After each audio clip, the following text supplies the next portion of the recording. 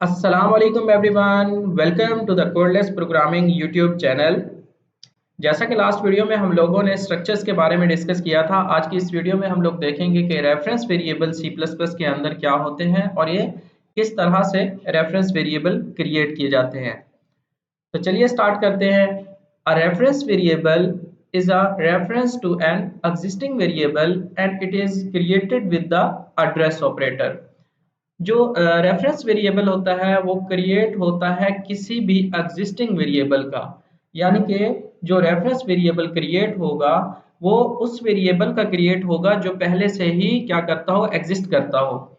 अब जैसा कि मेरे पास ये एग्जांपल है कि मेरे पास इंटीजर टाइप का एक मार्क्स वेरिएबल है जिसके अंदर 80 स्टोर है।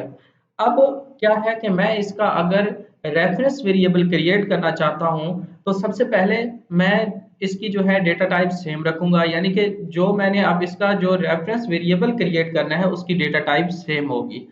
सेकंड, मैं रेफरेंस वेरिएबल को जो रेफरेंस वेरिएबल का नेम है उसके साथ क्या करूंगा, एड्रेस ऑपरेटर पास करूंगा। इस एड्रेस ऑपरेटर के साथ रेफ मार्क्स नाम का मैंने एक वेरिएबल क्रिएट किया और उसको जो है इनिशियलाइज करवा दिया मार्क्स के साथ। अब मेमोरी में ये किस तरह से एग्जिस्ट करेगा कि मार्क्स नाम का हमारे पास जो वेरिएबल है उसका जो मेमोरी एड्रेस है वो 0x000100 है, जिसके अंदर वैल्यू स्टोर क्या है, 80 है। अब इसी एड्रेस को जो है मार्क्स पॉइंट कर रहा है।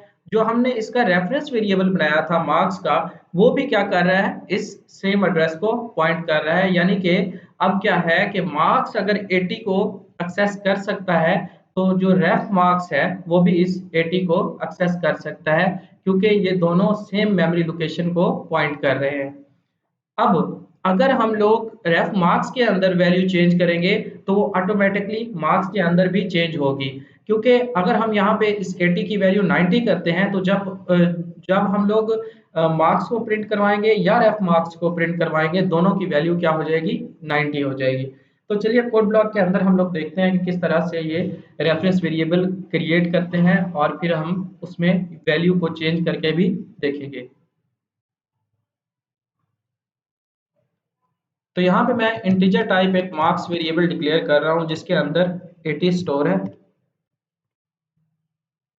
अब यहाँ पे मैं इस मार्क्स का रेफरेंस वेरिएबल क्रिएट करना चाहता हूँ, तो सबसे पहले क्या है कि मुझे इंटीजर टाइप उसकी डेटा टाइप रखनी होगी और वो वेरिएबल मैं डिक्लेयर करूँगा एड्रेस ऑपरेटर के साथ।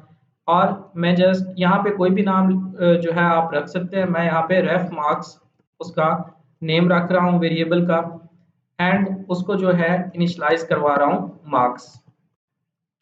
अब यहाँ पे देखें सी आउट,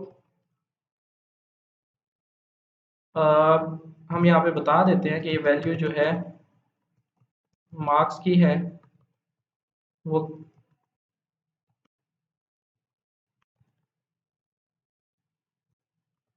एंड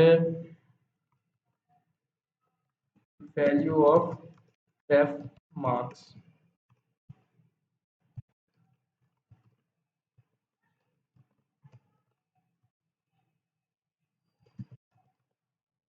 अब हम इसको रन करके देखते हैं तो हम लोग देखेंगे कि जो वैल्यू मार्क्स के अंदर स्टोर है वही जो है रेफ मार्क्स के अंदर भी स्टोर होगी। तो यहाँ पे मैं रेफ मार्क्स को भी प्रिंट करवा लेता हूँ।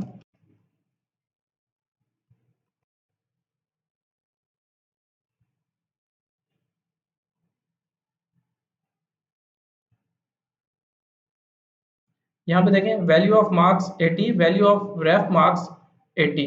अब वही है कि ये दोनों जो है सेम मेमोरी एड्रेस को पॉइंट कर रहे हैं, तो जो वैल्यू मार्क्स के अंदर स्टोर है वही वैल्यू रेफ मार्क्स भी एक्सेस कर सकता है। अब हम लोग देखते हैं कि अगर हम रेफरेंस वेरिएबल के अंदर जो चेंजेस करते हैं तो क्या वो ओरिजिनल वेरिएबल के अंदर भी चेंजेस होती हैं, जैसा कि मार्क्स के अंदर भी वो चेंजेस होती हैं या नहीं होती। तो यहाँ पे मैं रेफ मार्क्स के अंदर चेंजेस कर रहा हूँ, जैसा कि मैं उसको कर रहा हूँ 60 प्लस 60। तो अब जो रेफ मार्क्स है इसके अंदर 120 स्टोर है, तो क्या होना चाहिए कि मार्क्स के अंदर भी 120 ही स्टोर होना चाहिए। तो चलिए इसको प्रिंट करवा के देखते हैं। सी out value after changing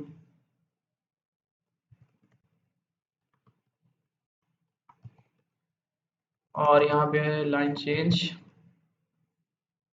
marks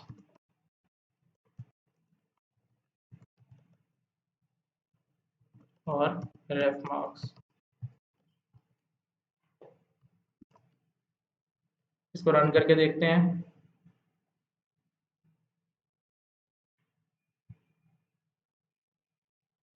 ये देखें, वो first value value marks 80, value of ref marks 80, ये जो हमने पहले उसको इनिशियलाइज करवाई थी, ये वो वैल्यू है, वैल्यू आफ्टर चेंजिंग। अब हमने क्या किया है कि हमने रेफरेंस जो वेरिएबल हमने क्रिएट किया था रेफ मार्क्स, उसकी वैल्यू हमने चेंज की थी।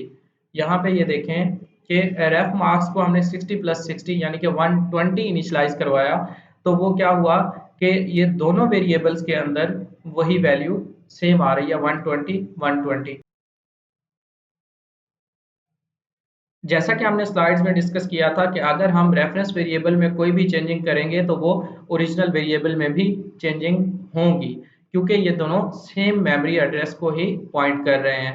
अब जो मार्क्स वेरिएबल है वो भी इसी मेमोरी एड्रेस के थ्रू इस वैल्यू को एक्सेस कर रहा है, और जो रेफ मार्क्स है वो भी इसी मेमोरी एड्रेस के थ्रू इस वैल्यू को एक्सेस कर रहा है। अब अगर रेफ मार्क्स के थ्रू हम लोग चेंज कर रहे हैं वैल्यू 60 प्लस 60 करके हम लोग 120 इसके अंदर स्टोर करवा रहे हैं, तो वो सेम इसी एड्रेस के ऊपर स्टोर करवा रहे हैं। तो जब मार्क्स इस वैल्यू को इस एड्रेस को एक्सेस करेगा तो उसको भी वही वैल्यू 120 ही यहाँ से मिलेगी।